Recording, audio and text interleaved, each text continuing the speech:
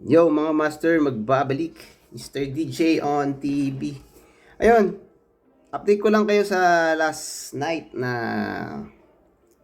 pinost ko about sa New Life.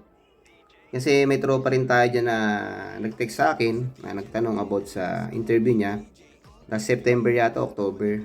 Yun, nagtanong siya about sa employer's interview. Yun, tinuruan natin siya, awa ng Diyos, nakapasa. Ayan, nakapasa siya sa Canada yan. Ang entry niya dito, alam mo mga tol, is swerte ha, permanent resident yan. Hindi yan Lamea, hindi rin yan na nominee.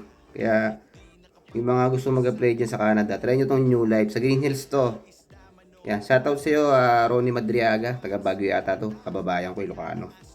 Yun, swerte niya at permanent resident yung binigay sa kanyang entry ng kumpanya. Kaya, shoutout sa'yo tol. Good luck at congrats. Kita-kits na lang tayo dito sa Canada.